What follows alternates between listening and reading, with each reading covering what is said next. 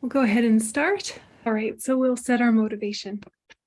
Sangye churan sogi chunam lai janchu padu dani kapsuchi dagi chunyan gi pe sonam ki rola penche sangye drupa sho sangye churan sogi chunam la janchu padu dani kapsuchi dagi chunyan gi pe sonam gi Rola pinche sange drupa sho sange churam sogi chunama janchu padu dani kapsuchi dagi chunyangi pe sonamgi rola pinche sange drupa sho.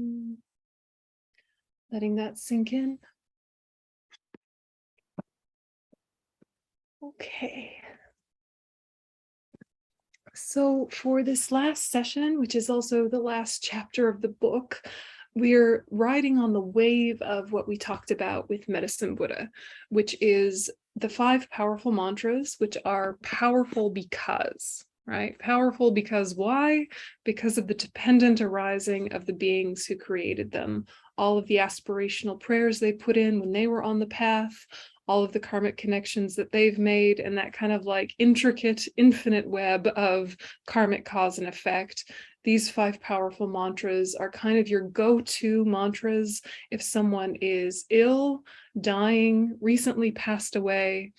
These are your go-to mantras if you're still eating meat and you want to create an auspicious connection with the being that once inhabited the food that you're eating. So you say these mantras and then blow on the meat. If you accidentally hit an animal with your car, you can blow on the bones or blow on the animal if they've passed. So these are kind of handy to have in your tool belt. And of course, some of them are easier than others. And, you know, the more mantras, the better. But if you can memorize maybe 1 or 2 at least, so that you have it as your go-to when you're around these kind of really obvious transitional events that we come across in life. So it's also good to just have them ready somewhere if you're the sort of person who might wind up accompanying someone at the last stages of their life. And that is really all of us. Yeah. So having a little death kit to take to the bedside of people who are transitioning out of one body into another is a really, really practical way to benefit sentient beings. It's also a really nice way to create a peaceful space and a peaceful atmosphere at the bedside of someone dying. Sometimes you go to visit someone in the last stages of their life, and what are you going to say? You know, especially if they can't speak anymore. You could read them books they like, you could read them poems they like, you could play them music they like, but also you could elevate the vibe in the room by bringing in mantras. So it's good to kind of have these printed out somewhere or easily accessible on your phone, as well as maybe 1 or 2 holy objects that are small and portable, all kind of ready to go in a go bag in case somebody is actively dying who's in your life. So these 5 powerful mantras would go in such a kit bag. So that's the advertising for the 5 powerful mantras. Now we'll look at them. And I apologize to all of you and all the Buddhas and Bodhisattvas for my pronunciation. I'll do my best and we'll all do our best together. So the 5 great mantras or 5 powerful mantras for liberating sentient beings from the lower realms are the Kunrig mantra, the Midtrupa mantra, the Namgyalma mantras, the Stainless Pinnacle Deity mantra, and the Wish Granting Wheel mantra. Those 5. So last week we looked at the 35 Buddhas image that's common in our tradition, and 3 of those 5 powerful mantra deities are at the top little section there. So we have Namgyalma, or excuse me, we have Kunrig there, and we have Mitrupa there, and we have Namgyalma there. So we already kind of looked at those 3 just very briefly, but we'll look at all of them just so I feel familiarity. So these are for, at the time of dying, for any sentient being, recite near their ears loudly if possible in clay, but if you're going to sort of distress them or kind of create a weird atmosphere in the room, then softly is fine. And then at death, recite any and all of these mantras and Medicine Buddha over meat and bones, and then blow on them. Okay, so the first one is Kunrig or Sarvavid, and Kunrig is called the king of deities purifying from the lower realms. He is white in color with 3 faces. He holds a Dharma chakra. In Amdo, a customary preparation for death is receiving a Kunrig initiation, which completely purifies all the negative karma created during that life. This leaves the person very relaxed and without any worries, so they are prepared when death happens. Although Zhonghua, the practice that is done when somebody has died, now incorporates practices such as Medicine Buddha or Vajrayogini, it was originally done with Kunrig. If you do a Kunrig puja for somebody who has already been reborn in the lower realms, they are liberated from there. So, of course, terms and conditions apply. Karmic causation is incredibly complex, but Kunrig is really the deity that is related to Bardo and Bardo practices, these intermediate state practices. And pretty much, the majority of the practices that we know to do in the Tibetan Buddhist tradition to help people in that transitional phase originally sprang from the Kunrig Chantras. So it's a handy initiation if you can ever come across it. But even if you haven't had the initiation, it's okay to say the mantra. It's good to say the mantra. So the mantra is, and again, this is my approximation at the pronunciation, we'll all do our best, is Om Namo Bhagavate Sawadugate Pare Shodane Razaya Tathagataya Arhate Samyaksam Buddhaya Tayata Om Shodani Sawa Papam Bishodani Shude Bishode Sawa Kama Avarana Bishodani Soha. And there's also a short version of the mantra, which is Om Sawavid Sawa Avarana Vishodana Hana Hunpe. So there's your Kunrig mantra.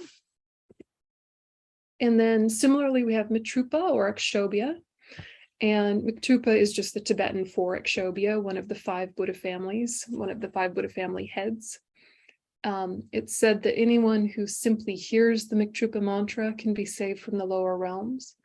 The mantra can even purify somebody who has created very heavy negative karma through doing the 5 immediate negativities or harming or criticizing the Sangha. If you abandon the holy Dharma, this is very heavy negative karma, can be purified just by seeing the Mitrupa mantra. So another powerful way of helping a dying person is to place this mantra next to their bed where they can see it. If they simply seeing this mantra can do that, there is no need to mention the unbelievable benefits that come from reciting the Mitrupa mantra.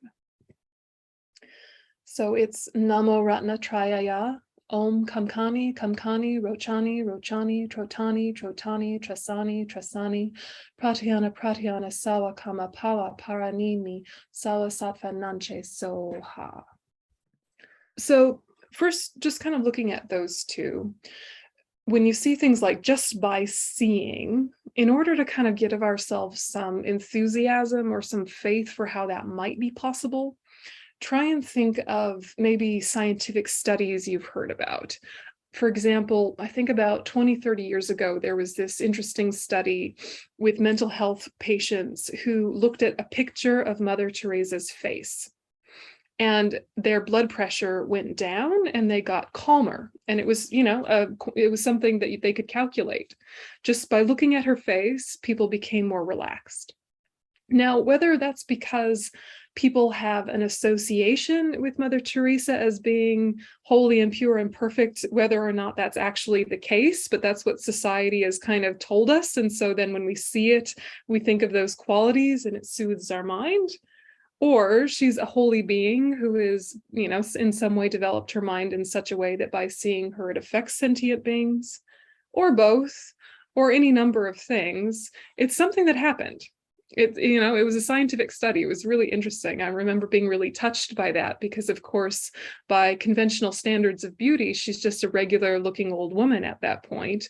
But she had such lines of peace, or lines that we have associated with peace.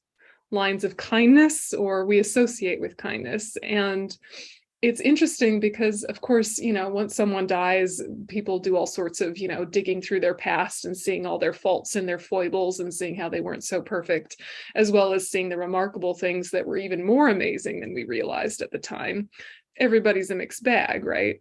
But it's interesting that just us as a culture having this archetype of female compassion means that if someone had some relationship with her through the news or through stories, seeing her face made them happy.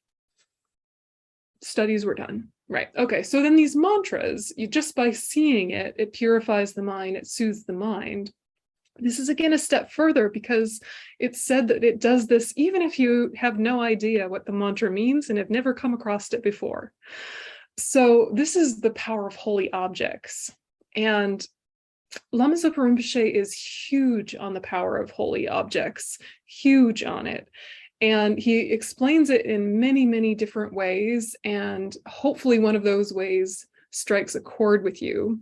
But he very sincerely believes what he says. And he covers the car with mantras, and he puts mantras over all of the doorways. And, he makes mantra blankets to put over people, and all mantras all the time, all holy objects all the time.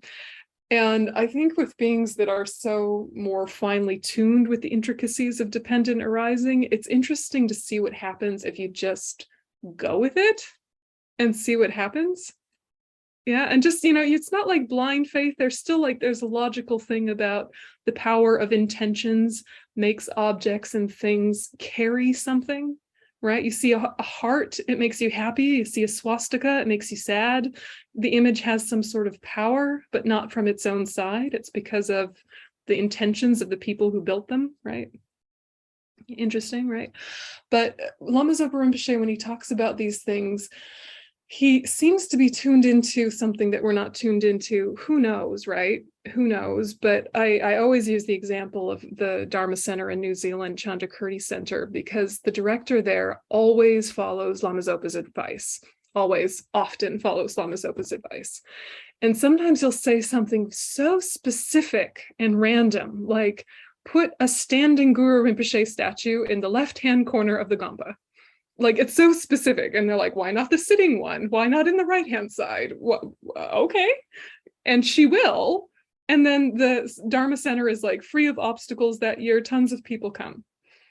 She's won completely random raffles. She just put in a raffle ticket for the Boy Scouts, and then she won $1 million. So weird stuff happens at this center. And a lot of it is because she follows Lama Zopa's advice, which then waters her previous good karma, and cool stuff happens. How all that comes about is rather beyond my pay grade, but it's cool to see what happens if you just try with an open mind. So that is the advertising, and I have no ability to see the layers of karma, but I definitely have experience with just do what he says and see what happens, and it working out well. So I certainly have that experience. Okay, so do with that information what you will. We'll keep going. So then we have the Namgyalma Ushnisha Vijaya mantra. And Namgyalma is a deity for long life and purification. Both the long Namgyalma mantra and the short one have skies of benefits.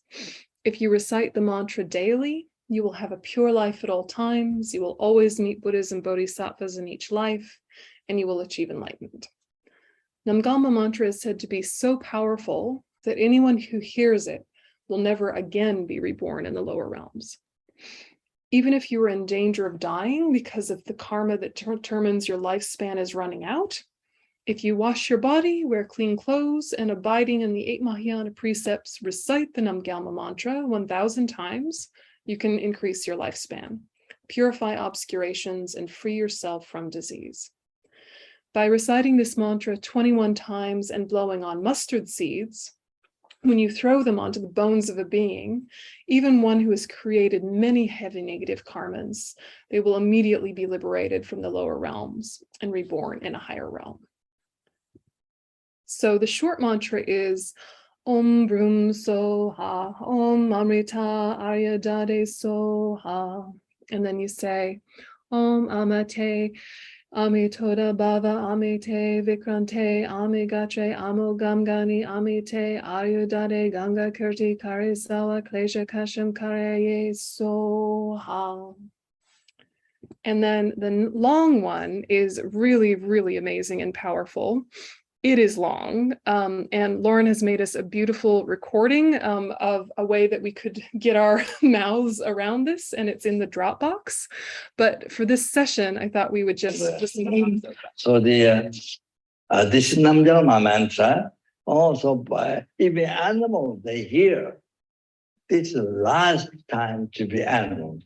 Then never get reborn origins, never get reborn origin at all. Then they get higher but all the time, always around Bodhisattva, always meet Buddha and Bodhisattva, always that pure life. Then always go to enlightenment, no returning to Lord, always go to enlightenment. Oh, they like pure land, they like non-developmental is a great benefit. Even animals here, this is the last to be animal. Oh, like that. So, no question for the evening. Okay, so I do the room of that.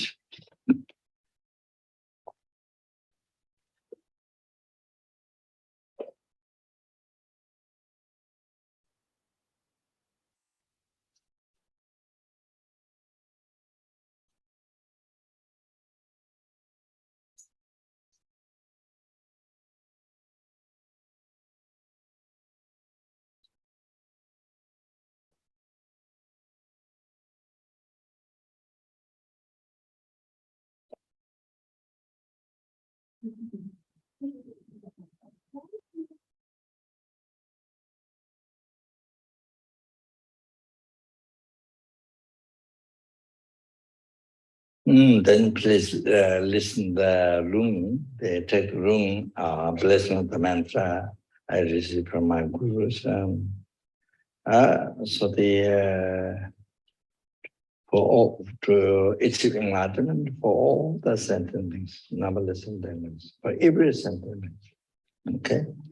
Om Nama Bhagavate Savate Luda Padivishita Buddha Nama Tayada Brum Brum Brahma Shoda Bishida Asama Samada Avasavarana Kadi Kagana Tamba Vichide Abhisama Savata Sugata Varavas Namida Vagara Mamura Mantravane Hara Mama Sandrani Shoda Bishida Kagana Tamba Vishida Abhisida Sataramisanta Deda Savata Kavalukane Karabara Palbani Savata Mate the Chimamata Tota the Murima Satan Barisaka Mountain Bishde but never Mama Bishde Savata Samaya did not the money somebody at the top of the Grabari, people top of this day, and Dada Beda Samana Sabari, Sabata,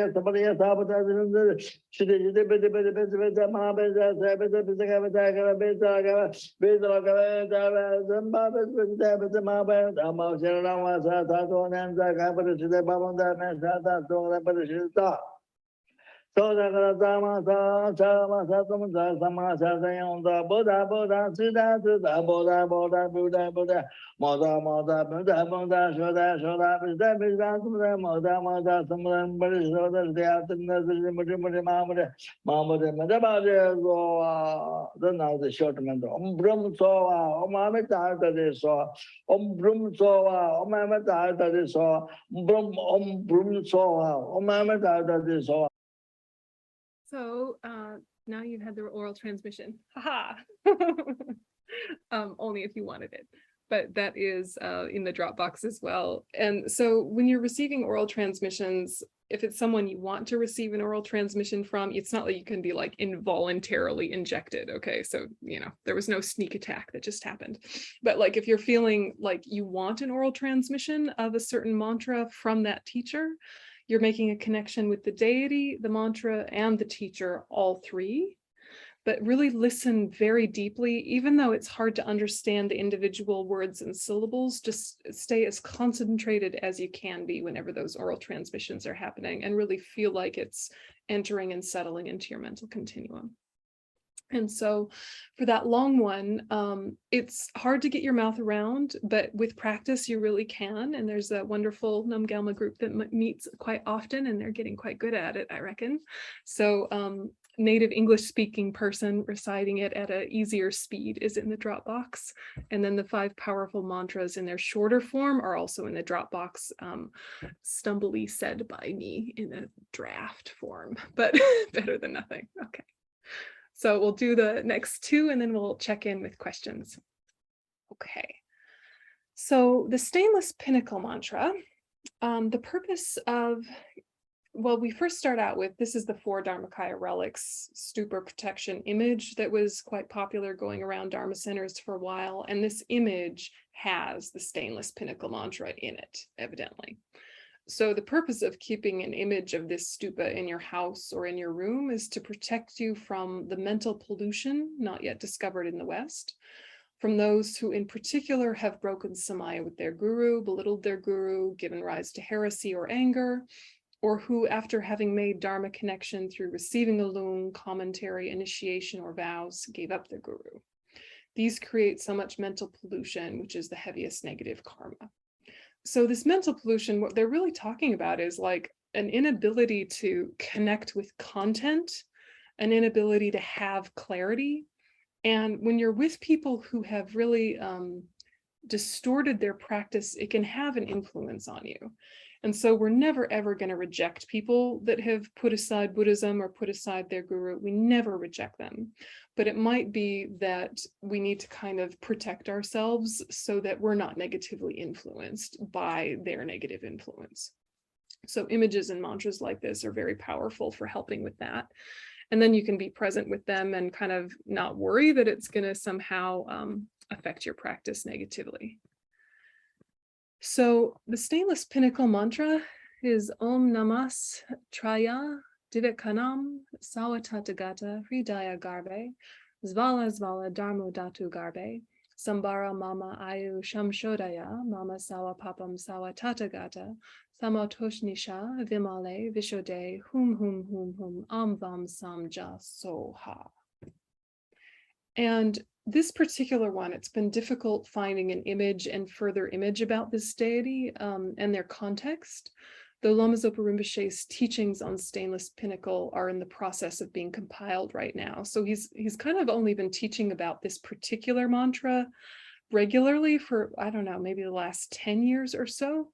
And, you know, it's so we don't have as much information about this one as we do about all the other ones, but I think it's brewing. So Rinpoche says the stainless pinnacle deity mantra is one of the 4 Dharmakaya relic mantras. These are mantras you often put inside of holy objects.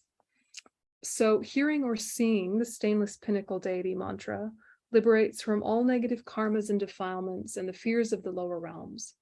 Like fire that turns hay to fine ash, which is then swept away by the wind. Similarly, all negative karmas are consumed and swept away completely. The mantra is also compared to a flash flood that sweeps away all the garbage lying on the ground, or to a goldsmith's fire that softens the hard metal and makes it pure and workable. This relates to how reciting or seeing this mantra purifies you and makes your body malleable, a suitable vessel for helping others. When the sun rises, its beams cover the whole world, beautifying it. In the same way, this mantra beautifies anyone who keeps it on them. Merely by remembering or reciting this mantra, your obstacles are pacified and you have a long life. If you put this mantra inside a stupa, no matter what the size, it helps prolong the life of someone whose life is nearly finished. A text describing the benefits of the mantra says that when death comes, just as a snake changes its skin, your consciousness leaves your body and immediately goes to Amitabha's Pure Land. Then you will never be reborn in the lower realms and never experience the feeling of death, which I think means suffering. Once you get to a Pure Land, you will never again hear the word hell, let alone experience any sufferings. That is why I usually encourage people to build stupas that have mantras such as the stainless pinnacle deity mantra inside. They're very incalculable benefits for those involved with planning it, those who fundraise for it, those who actually build it, and so forth. It is a very skillful way to liberate sentient beings. Then for the hundreds or thousands of years that the stupa stands, whenever anyone sees it, they collect merits greater than making offerings of divine clothes, where one ornament is of greater value than all the wealth of this world, and divine food to as many arhats liberated from samsara as there are grains of sand in the river Ganges. For animals that go near a stupa, for insects and birds that fly around it and land on it, the merit they collect is unbelievable, and the negative karma they purify is uncalculable. And that is the same for people who see it, remember it, talk about it, and so forth.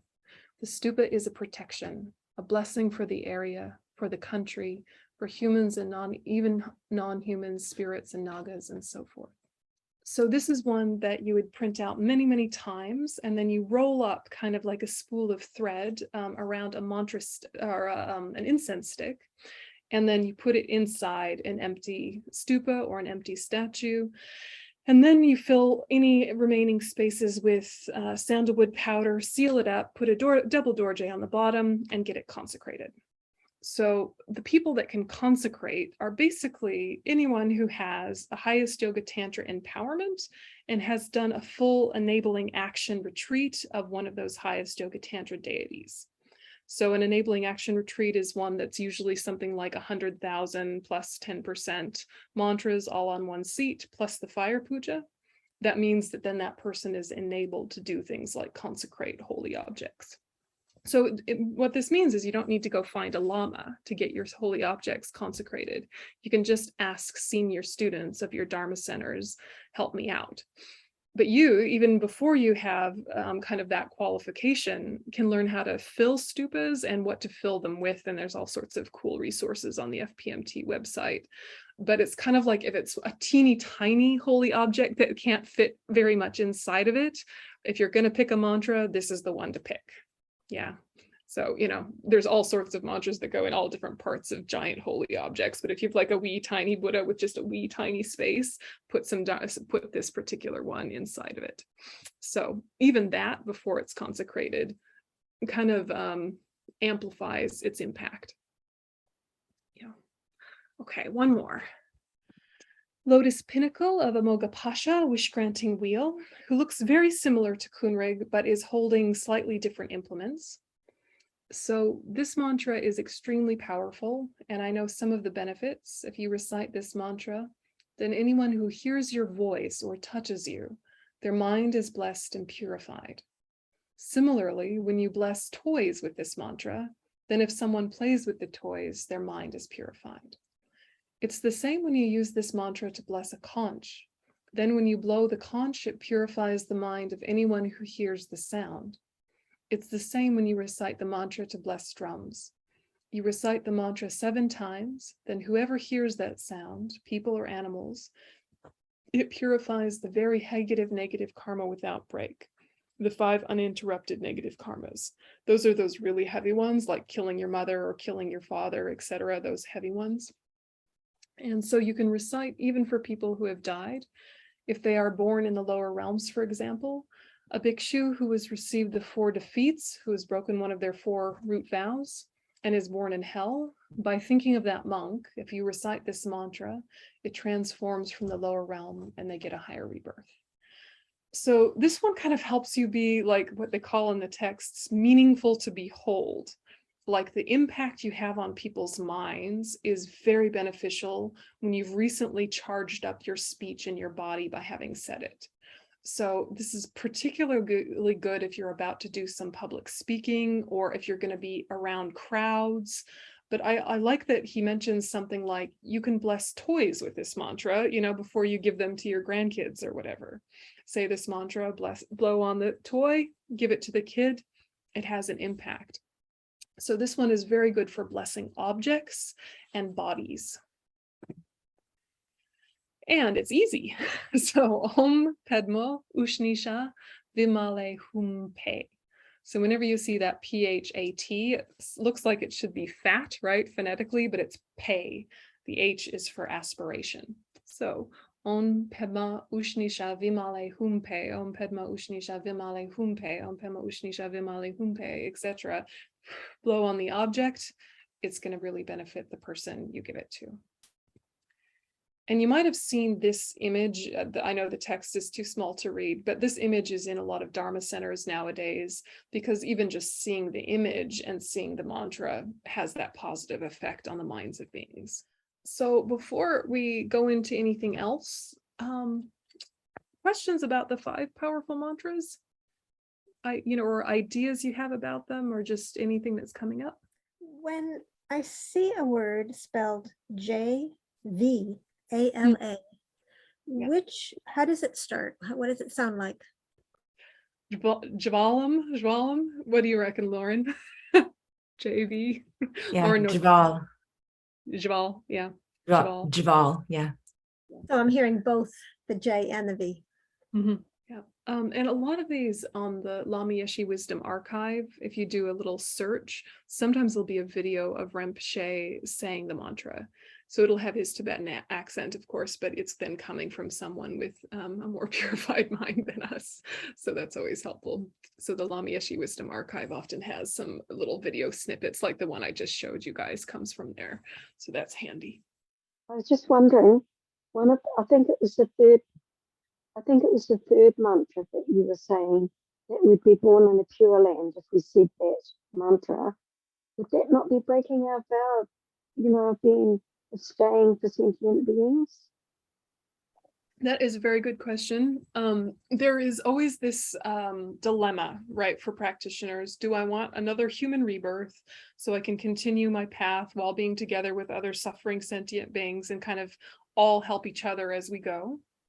Or do I want to be reborn in a pure land where my enlightenment is going to come a lot quicker, and then I enter back into a samsaric environment with samsaric sentient beings and help them as directly as I can? So both are bodhisattva choices. To have a perfect human rebirth or to be reborn in a pure land are both bodhisattva choices. The benefit of being reborn in a pure land is that your enlightenment is a lot swifter and a lot less obstacles, so you're able to benefit sentient beings quicker. The benefit of a perfect human rebirth is that you can do some samsara's symptom relief of your fellow sufferers along the way. So, sometimes they equate it to, if you have a dear friend with an infectious disease and you're not a doctor, holding their hand is really lovely for them and really helps soothe them. But it might be that you have the wherewithal to go to medical school and learn how to end that particular disease. You have to let go of their hand, go and study for a while, and then you'll be able to help a whole bunch more. But that one you had a connection with didn't get your hand holding, but you actually end the disease in others. So it's a catch-22, and we just have to think about what makes sense in terms of our own practice momentum. Amitabha Pure Land is a pure land where totally ordinary sentient beings can be reborn with no realizations whatsoever. It's part of why the Pure Land tradition of Chinese Buddhism emphasizes Amitabha so much. If you keep Amitabha in the forefront of your mind, you're more likely to be reborn in Amitabha's Pure Land, get enlightened quickly. So, yeah, it's an interesting dilemma, and then we just kind of decide for ourselves which seems like it's going to help our path for sentient beings the best. And then we make our aspirations along those lines. Does that make sense? Thank you. It's, and remember, Pure Lands are like heaven that is also a Dharma center where you can study and do retreat and practice. It's like a working heaven, a heaven with work. It's like that, evidently, right? So, it sounds great. It sounds great, but there'll still be like effort involved and work involved. So it's not, sitting on clouds with harps or anything. Sorry, that's exactly what I was going to ask, is to wrap my head around when we hear Amitabha's Pure Land. Like, what does that really mean? I think you just described it, but I'd love for you to repeat it again. This is just my impression from the various commentaries and Lama explanations. I have not been, or if I have been, it's so many eons ago that I don't remember, but it's basically like everything is conducive for practice. You have all the support you need for practice. You have the wherewithal mentally, you have the intelligence and the receptivity. You have all the teachers that you could possibly need. But you still have to put in the mental effort in order to continue on the path. But everything is really comfortable and glorious and heavenly. So like, our Buddhist holiday, Descent from Tushita, it was said that the Buddha's mother took rebirth in Tushita Pure Land. She wasn't a Buddha yet, but she was pretty darn close at the time that she died. So she was reborn in Tushita Pure Land. And the Buddha, because he had such a strong karmic connection with his mother, obviously, went to Tushita to like be one of the teachers of that Pure Land so she could finish her path, and she became enlightened. And then his students on earth were like, "Oh, hey, come back, we need you." And he's like, "Oh, sorry, thanks, Mom." And he went back down, descended from Tushita. That is the very abbreviated story. But anyway, just for reference, so it was like she was almost enlightened, but because of her karmic connection with her son, him helping her the last few stages in the Pure Land setting helped her finish her path. And, and we only had a certain degree of control, right? Our last thoughts at the time of death link us with our previous aspirational prayers. So all of our work that we do in this life, may I be of benefit to sentient beings, start being more specific, and, may I be reborn in a conducive circumstance for my practice. Whether it's as a human or whether it's in a Pure Land, may whatever comes next help facilitate my path for sentient beings. And, just kind of direct your thoughts that way. Yes, I was just thinking about which one I would choose. And I have a question about making effort. So one of the definitions of effort involves not believing that we have the ability to become enlightened or to be able to follow the path, but because we're so associated with our own failings. And so I'm wondering if, for instance, I were to say, "Oh, I would rather go to Amitabha Pure Land because I don't believe that I can do it on my own." I don't, rather than saying, "Oh, I want to stay." I mean, you'd have to have a very strong reason to stay here. A belief in yourself and ability to follow the path. I don't know if you can sort of comment on that. Well, it sounds like you're referencing a few bits from the joyous effort section of the Lamrim. Is that what you're referencing? The joyous effort section? No? Yeah. So one of the obstacles to joyous effort is the laziness of despondency, where you don't have faith in yourself, right? Where you put down your own practice and your own abilities and you think, "I'm not good enough." And and it's kind of feels pejorative to call it laziness, but what it is just kind of like a deep loss of heart. Yeah, and that loss of heart is an obstacle to joyous effort. But joyous effort is effort. It's just happy effort, and they, in that same chapter of the Lamrim Chenmo, the joyous effort chapter, which is beautiful, read it if you have a chance. They equate joyous effort to the feeling like kids have when they're playing. When kids are like playing tag or something, and they're like running around and running around and running around, and then they like collapse in a heap and they're all red in the face and all sweaty, laughing hysterically, then they run through the sprinkler and get a second wind, and then they're chasing each other again.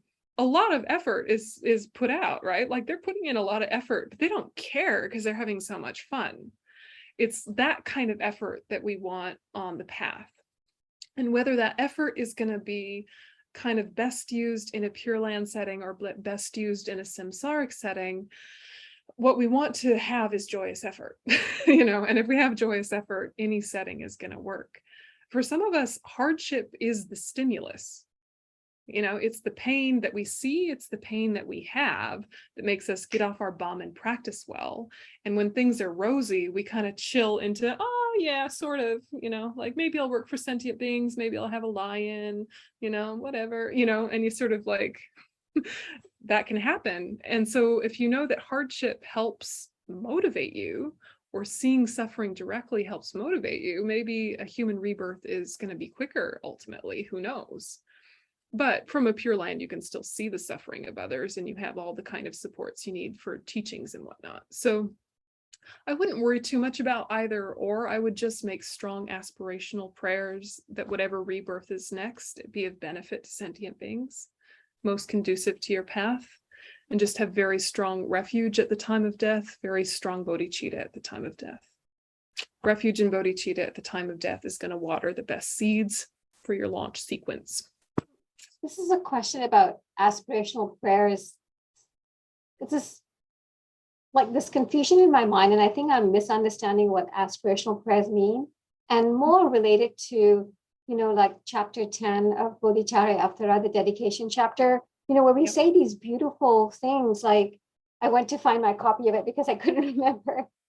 But, like, through my merit, may all those in any of the directions suffering distress in body and mind find oceans of happiness. May everyone who's thirsty find delicious food and drink. But it doesn't happen. I feel like I'm saying these things, but they don't happen. And we've had Buddhas and Bodhisattvas, and people are still hungry and thirsty. So it's just like, sometimes it feels like it's pointless to make these aspirations, which will never be realized. So I just want to understand better how to think about saying these things.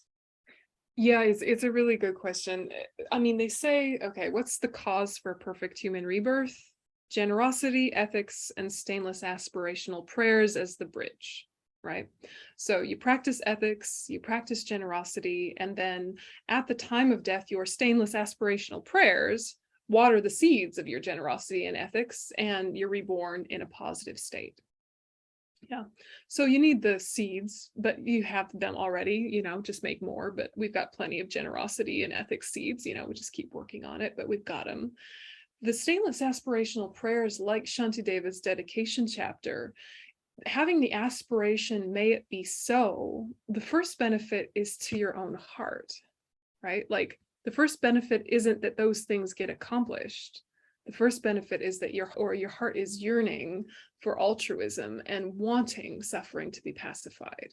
So that deep, deep empathic altruism, that deep, deep bodhicitta, makes that prayer a powerful condition to water your old seeds. So it makes it a bridge. And then what happens is that by saying those prayers, you also become more alert to seeing the suffering that you want to alleviate, and more kind of like emboldened to try things to soothe sentient beings in front of you. So, it's like a good progressive Christian would say, God's work isn't done by God, it's done by people. The Buddha's work is done by Buddhas, but only according to their karma. A lot of the benefit to sentient beings is done by other sentient beings. But we have to organize our thoughts. We have to remember what our priorities are.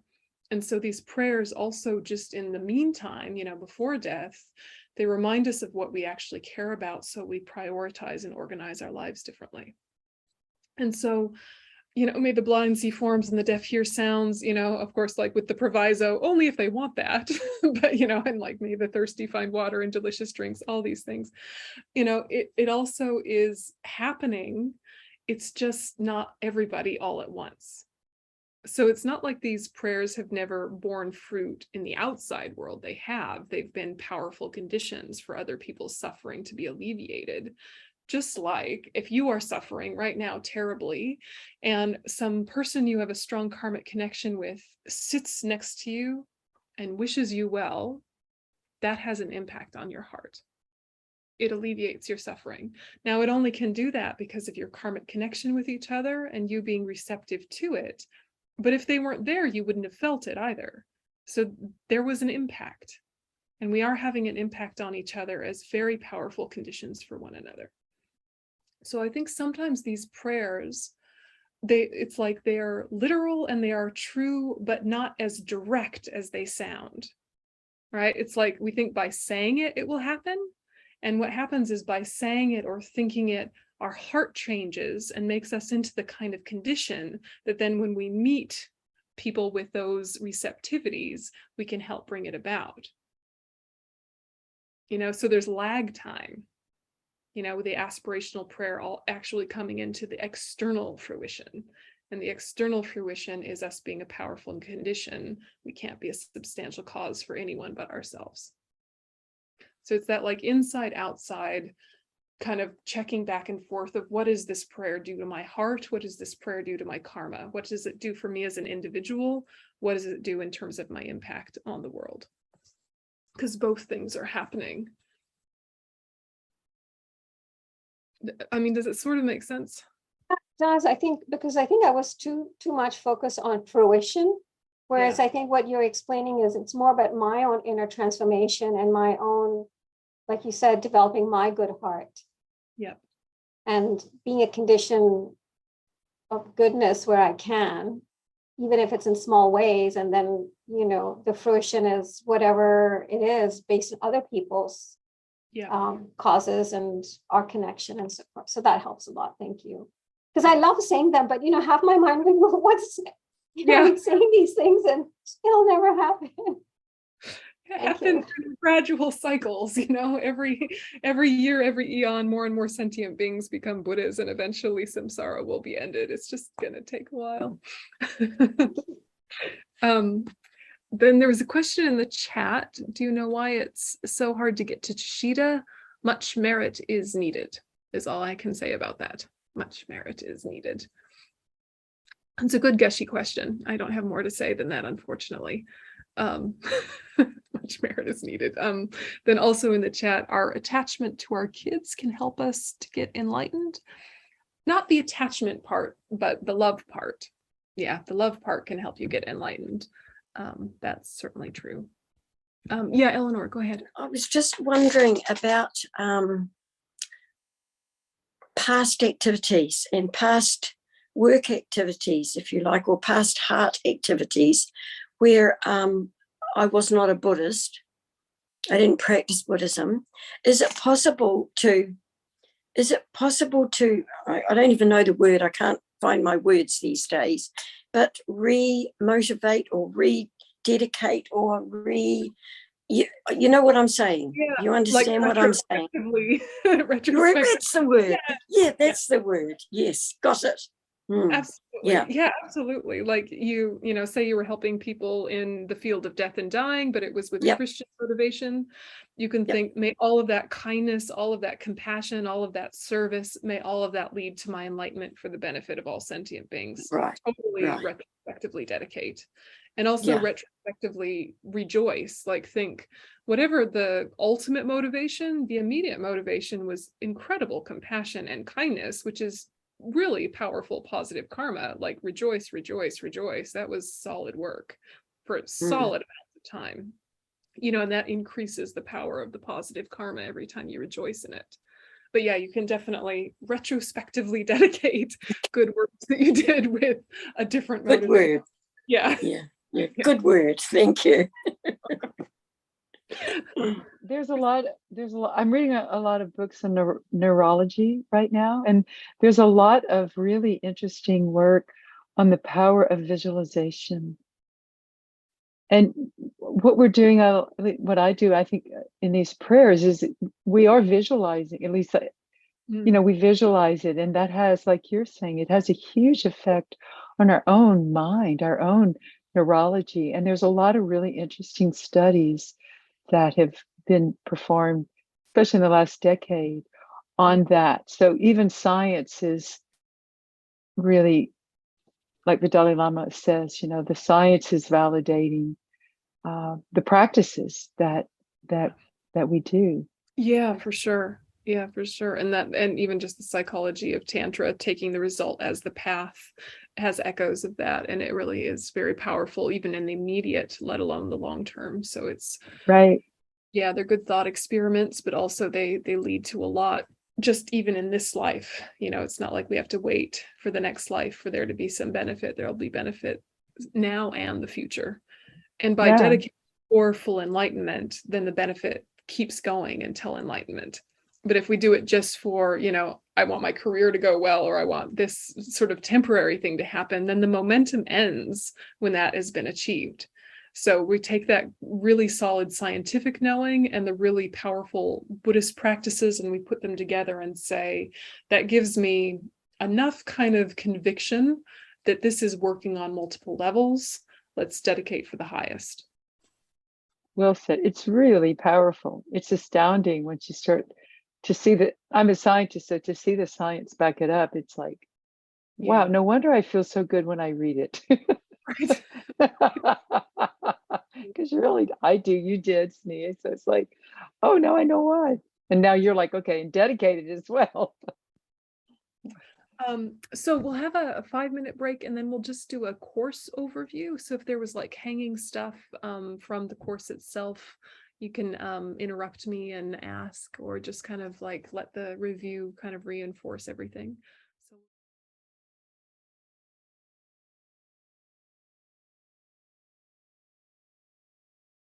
So before we do the course overview, did anybody have questions about any of the specific Buddhas that we can kind of take care of right off the top? In the chat, it's if you get the Jainong for the 21 Taras, does this give you the permission to visualize yourself as each one of the Taras, including green and white Tara? If you have the Jainong only, but you've never received a great empowerment of Kriya Tantra, no. If you've received a great empowerment of Kriya Tantra, then yes. But actually not white Tara, because I don't think white Tara is included in the 21 Taras. I think she is a rogue. Yes, a holy rogue. So a great empowerment of Kriya Tantra. Kriya Tantra is the lowest Tantra, right? So Kriya Tantra empowerments, full initiations take at least 2 days. That's how you'll know it was a full empowerment, not just a Jainong. A Jainong means subsequent permission. Yeah. Which is, sometimes loosely called an initiation, but it's like a subsequent initiation once you've had kind of the base one. So if you've only ever had Jainongs, you still don't have full permission to see yourself as those deities unless you've had a full Kriya Tantra empowerment, or if you had a highest Yoga Tantra empowerment, that works too. Yeah. Then all your miscellaneous Jainongs, you can see yourself as those deities. So I will go through these at a normal sort of a speed, but if you want to interrupt me, please do. Okay, so we are remembering always and forever, even if we remember nothing else about Tantra, we are remembering that Tantra practices rely on having an understanding of and a conviction in the 3 principal aspects of the path. Yes, Tantra will not work. Tantra will not be of benefit unless you have these 3. So renunciation, the determination to be free from samsara. Right? You see samsara as faulty, both the pleasures and the sufferings. You're seeing that the whole of samsara is to be renounced, to be escaped from, to be emerged from. You have a genuine disillusionment with cyclic existence. And then on that basis, you add bodhicitta, the mind of enlightenment, which aspires for full Buddhahood for the benefit of all sentient beings. And then the correct view, which is how you get out of samsara and go on to purify the mind even further, including imprints. You need the wisdom realizing emptiness, the correct view. So these 3, if you do not understand them well, study them well, meditate on them often, because it will reinforce the foundations for your Tantra practice and make your Tantra practice more and more effective. Your Tantra practice is not something other than these 3. It augments these 3 and adds another layer to them. So Buddhist Tantra cannot be practiced without these 3. And then, of course, you also need Mahayana refuge. So you need to be a Buddhist to practice Tantra, whereas you don't have to be a Buddhist to practice other forms of Buddhism, right? To practice Sutra, you don't have to be Buddhist. Take what you like. To be really a tantric practitioner in Buddhism, you need Mahayana refuge. And so it's not just refuge, right? It's refuge with the Mahayana motivation, because the Mahayana motivation is the motivation of Tantra. And then reliance on a valid and vetted Vajraguru, then receiving the empowerment itself from them. So to practice Tantra, what do you need? You need these things. Do you have questions about these things? Are you convinced? Yes, okay. Okay, just double checking. And I know it's familiar to you guys, but it's like also don't feel like you get to leave behind sutra in order to practice tantra. They all have to go together. Yes. Reliance. Sure, go ahead. The reliance part. Yes. Can you define that a little bit? It's what I'm saying is that it's not enough to just understand these three concepts. You have to believe in their importance. You have to rely on them in your practice. It's not enough to just understand them. If you want to be a scholar, it's enough to just understand them. But if you want to practice Tantra, you also have to believe with deep conviction that these are accurate philosophical views that you need and that you rely on in terms of your own inner development. So just like what is the real refuge? The real refuge is the Dharma. What Dharma? The Dharma that you've integrated, because that's what's going to protect your mind. Yeah, so reliance on the three principal aspects of the path is relying on your own mental development of them. Yeah. In the chat, it says, ultimately, my mind goes to the place where, since I do not have full renunciation, only aspiring bodhicitta, and certainly have not gained the correct view, then all my practices are really not effective, especially since I have not seen emptiness directly. That is a common thing that can happen. You think, oh, well, why even bother? Right? And Tantra can help you reinforce the three principal aspects of the path, even though you need the three principal aspects of the path to practice Tantra, right? So at our level, it's all mutually reinforcing. It's just remembering it. The point that I'm really trying to make is that you have to remember the three principal aspects of the path with your Tantra practice and merge and marry them together again and again. Never separate them. Otherwise, it's not going to work. But of course, we don't have renunciation yet, or most of us, right? Or just on a good day, right? And then really, is it renunciation? Do we have bodhicitta? When we remember, sort of, right? Do we have the correct view? Kinda, yeah. We're prasangika adjacent-ish, right? Sort of. That does not mean that our practice is ineffective, right? It's all going in the right direction. Now it's details and like tidying it up. But you've got the main categories of where the energy needs to go. That is profound, right? So if the categories themselves have a little bit of fogginess, that's okay. You found the categories that you need to put your mental energy into. It's amazing. I mean, so many people are just kind of stumbling through the world, like focused on the keto diet or something, you know, like we found something useful. Now it's just a matter of tidying it up, yeah, and deepening it. So don't ever diminish your own practice. We have to start somewhere. Yeah. And even just attempting builds a lot of strength. So then correct view is like being independent of dualistic view. Correct view is like having overcome dualistic view. How's that? Having overcome. So we know three principal aspects of the path. We know refuge. We know we need a guru. What we've checked out. Okay, check.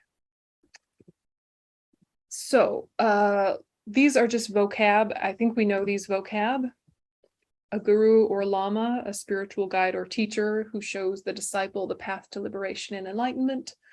In Tantra, one's teacher is seen as inseparable from the meditational deity and the three jewels of refuge. So guru is elevated in the Tantric context, hence checking them more, checking them longer before you take an empowerment with them. So do a lot of sutra teachings with them, spend a lot of time with them before you elevate the relationship. Then guru yoga is the fundamental tantric practice whereby one's guru is seen as identical with the Buddha's, one personal meditational deity, and the essential nature of one's mind. And so guru yoga is intrinsic to or built in to all tantric practices. And when you practice highest yoga tantra, you do a practice called 6-session guru yoga, which is to really reinforce everything about guru yoga and all of your tantric vows and samayas. So deity, I think we know, is an emanation of the enlightened mind, used as the object of meditation and tantric practices. Therefore, deity yoga is the tantric practice of generating oneself in the form of a meditational deity within purified surroundings. So this is when we talked about those 4 purities early in the course. Mantra, literally that protection of the mind. Sanskrit syllables recited in conjunction with the practice of a particular meditational deity and embodying the qualities of that deity. And then if you want the elaborated, this is from Robert Thurman. So saving or protecting the mind.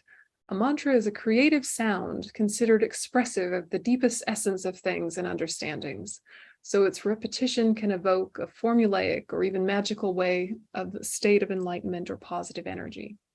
Some mantras resemble sentences and express some wish, vision, or affirmation, while others are just a single syllable or two, containing the germ of a deity, realm, or state of concentration. See Ah, Om, and so forth. So then we have the heads of the 5 Buddha families, or often known as the 5 Dhyani Buddhas, but we really should say the 5 Buddha families, it's more clear. These are the categories that all tantras fall into, but also all deities have all 5.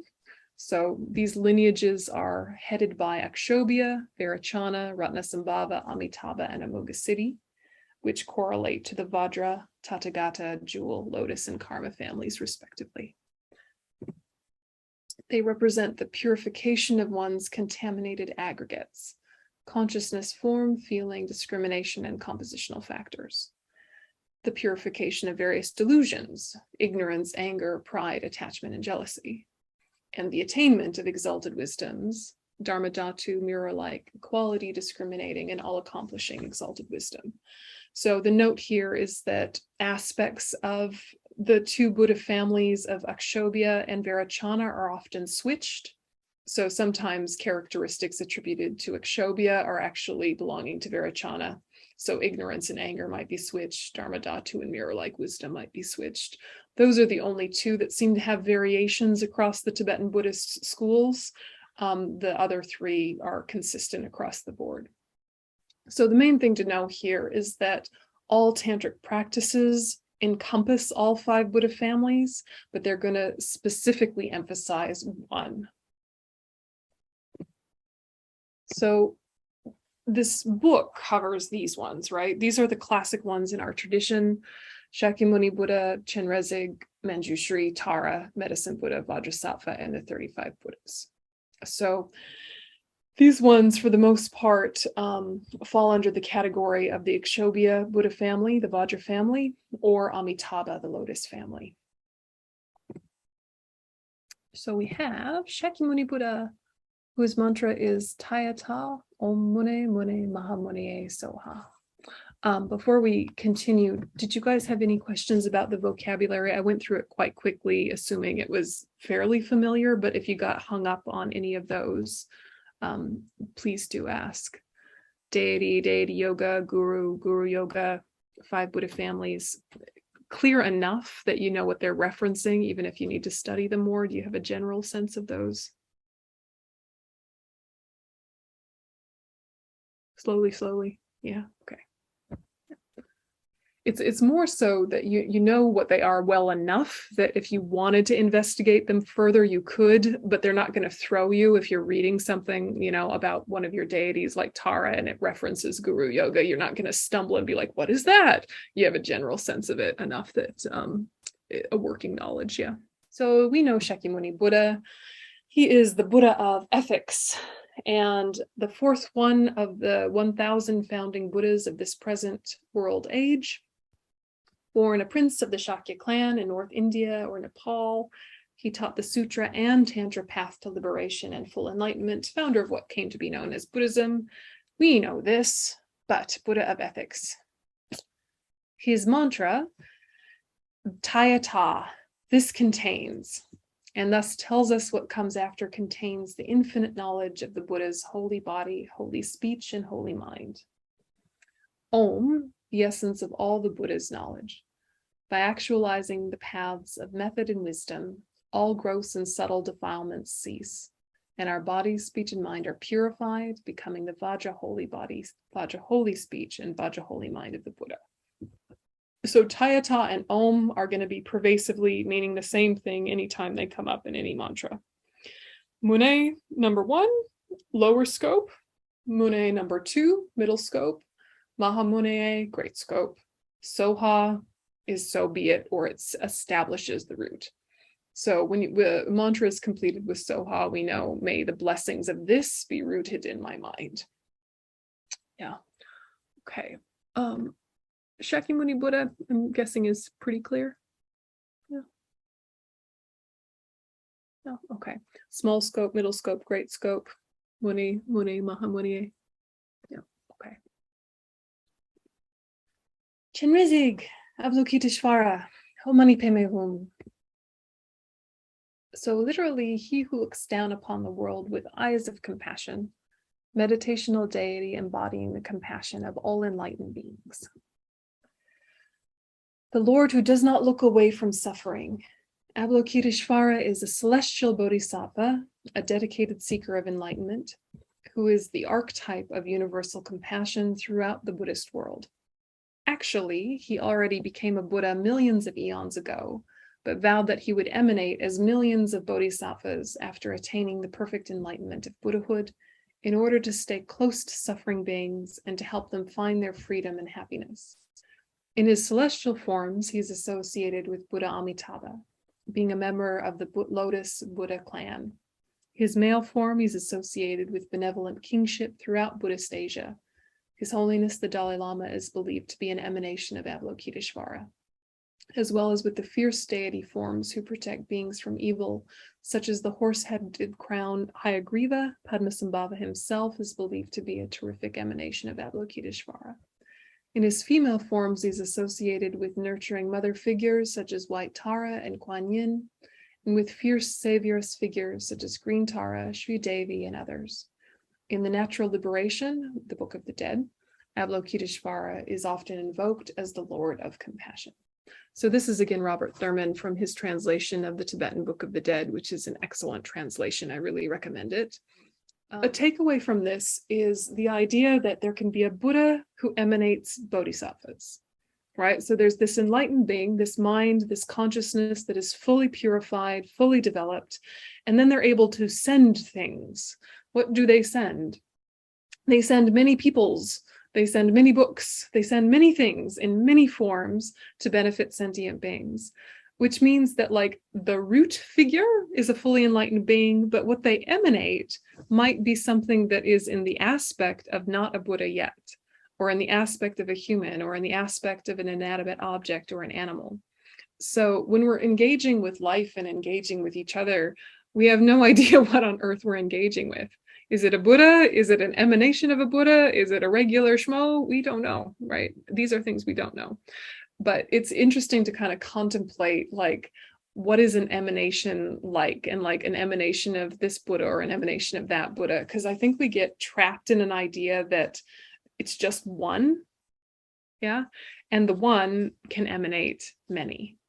So it's a bit like there's one sun, but there is countless rays of sunshine that go into all different parts of the world and have different effects based on what the earth is able to receive because of its angle or whatever. Think of the Buddhas like that. Yeah, so, okay, that's the takeaway there. Even high-level bodhisattvas are also able to emanate other forms and other bodhisattvas. So that's not even something that only Buddhas can do. So that's kind of cool. So Om the same, we remember Mani means jewel, which signifies the method side of the path. Padme, lotus, signifies the wisdom side of the path. Mani Padme is the whole of the Buddha Dharma, the base, the two truths, the path, method and wisdom, the goal to be achieved, the Rupakaya or form body, and the Dharmakaya or truth body. Mani leads us to the Rupakaya or form bodies. Padme leads us to the Dharmakaya or wisdom bodies. Then whom establishes the root of the blessing in our heart and enables us to actualize method and wisdom. So whom similar to Soha.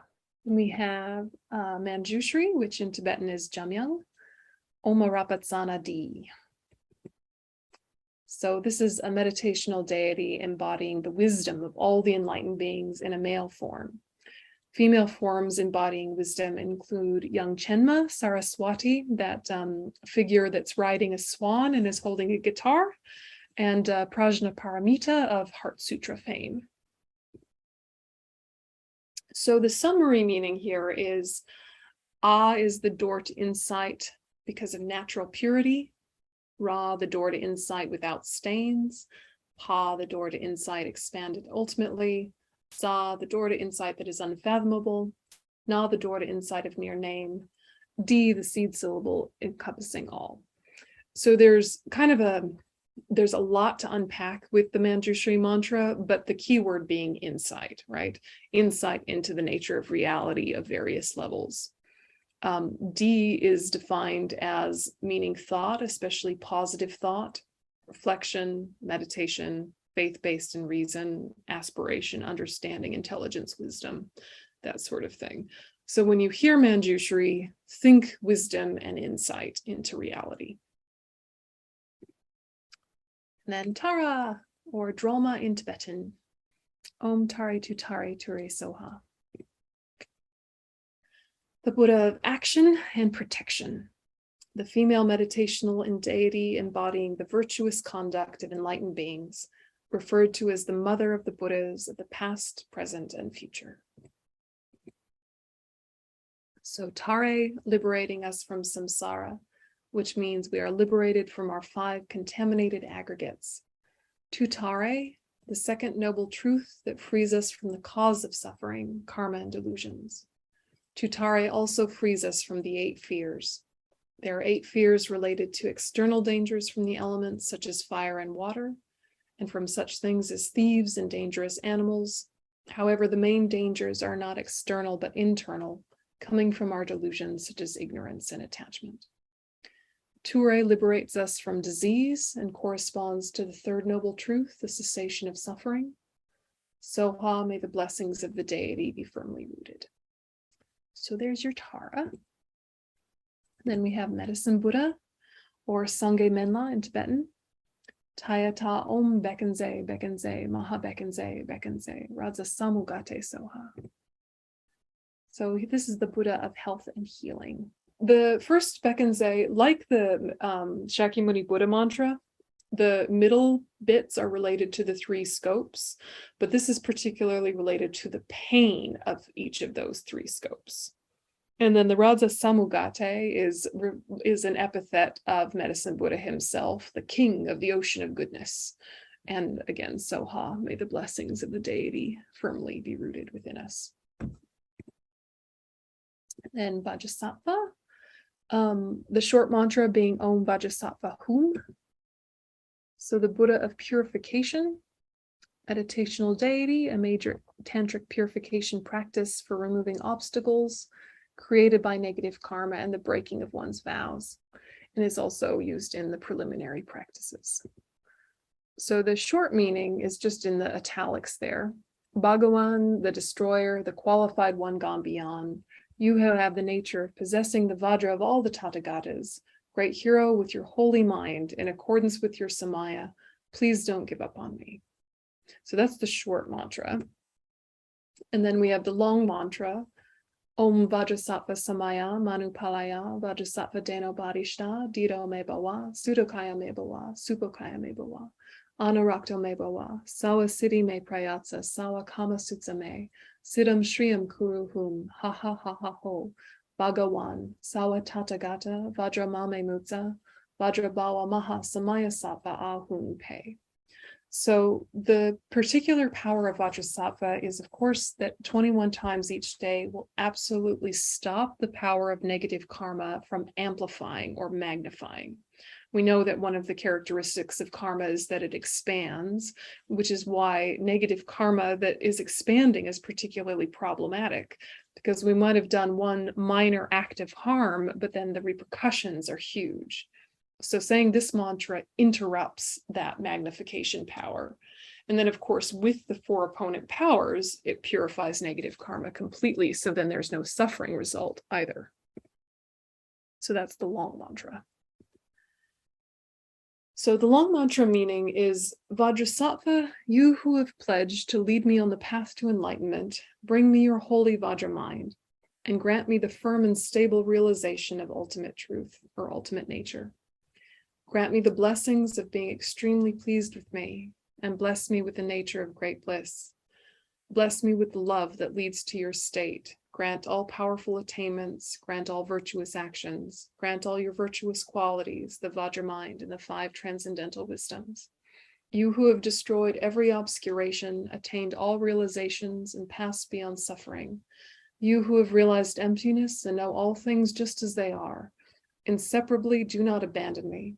You who are the nature indestructible inseparability, the great pledge being, the Vajra holy mind, the Vajra holy speech, the transcendental wisdom of great bliss, clarifying the transcendental wisdom of inseparable bliss and emptiness, and destroying the dualistic mind it obstructs it. So that Vajrasattva mantra has a lot of grant me this, grant me that, blessings sort of language, and we're remembering that what we're wanting is receptivity from ourselves so that we can have actual transformation. That we can't be like passively be bestowed transformation. We need to reach back and engage. But even just saying it is an act of engagement and will bring a lot of purification and blessings. Just saying it is an act of engagement, but adding more like the 4 opponent powers will make it more powerful.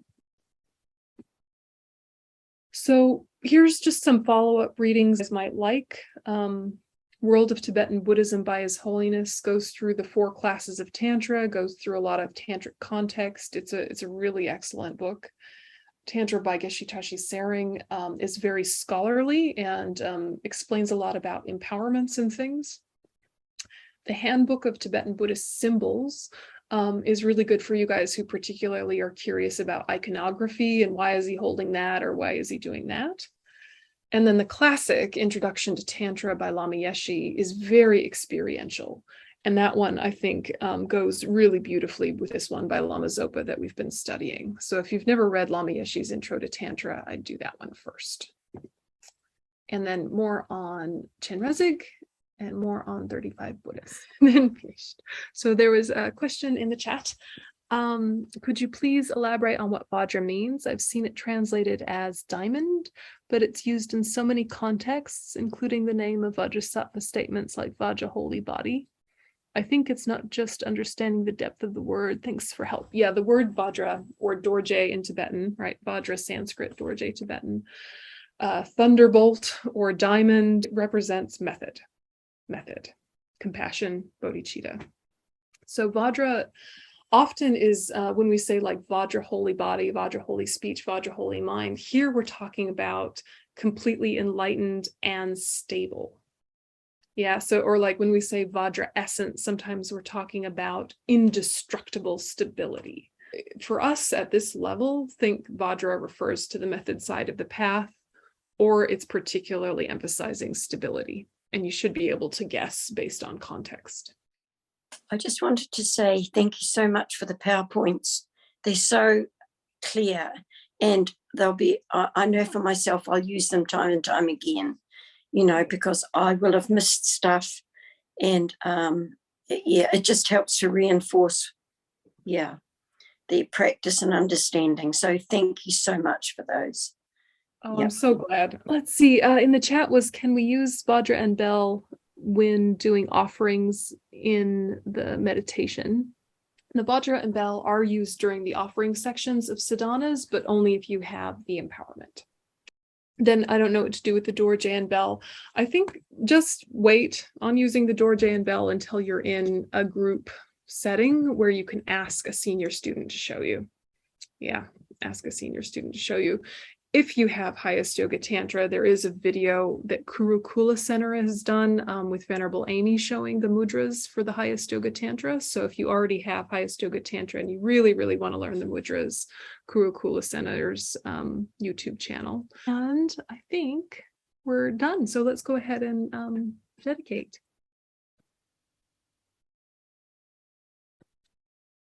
And big thank you, all you guys, for all of your really committed attention. It's been such a nice group. I appreciate it so much. So we'll do Shantideva. May all beings everywhere, plagued by sufferings of body and mind, obtain an ocean of happiness and joy by virtue of our merits. May no living creature suffer, commit evil, or ever fall ill. May no one be afraid or belittled with a mind weighed down by depression. May the blind see forms and the deaf hear sounds. May those whose bodies are worn with toil be restored on finding repose. May the naked find clothing, the hungry find food. May the thirsty find water and delicious drinks. May the poor find wealth, those weak with sorrow find joy. May the forlorn find hope, constant happiness and prosperity. May there be timely rains and bountiful harvests. May all medicines be effective and wholesome prayers bear fruit. May we be a protector for those who need protection, a guide for those on the path, a boat, a raft, a bridge for those who wish to cross the flood. May we be a lamp in the darkness, a resting place for the weary, a healing medicine for all who are sick, and for the boundless multitudes of living beings. May we bring sustenance and awakening, enduring like the earth and sky, until all beings are freed from sorrow and all are awakened. May all who are sick and ill quickly be freed from their ailments. Whatever diseases there are in the world, may they never occur again. May the frightened cease to be afraid and those bound be freed. May the powerless find power and may people think of benefiting each other. For as long as space remains, for as long as sentient beings remain, until then may we too remain to dispel the miseries of the world. Okay, and remember emptiness of agent, action, object. All dependently arises. Thank you, Venerable. Thank you. you Thank so you. much. So Thank much, you. Venerable Yunten. Before we go, I just want to say a thank you to Venerable Yunten and Lauren as well. Without the two of them, this program would have never been available. Besides the amazing teachings and translations and things like that, I mean, the quality of the PowerPoints, all of the work that Venerable Yunten and Lauren have done behind the scenes while we don't have an SPC has been, I mean, tremendous. Yeah. None of this would have happened without them. Yeah. Thank you. And yeah, thank you to Vajrapani and Joe and everybody for doing, just hanging in there and keeping the show on the road. It's been great. Vajrapani is a beautiful place. If you guys ever want to visit, it's really perfect for retreat. So come.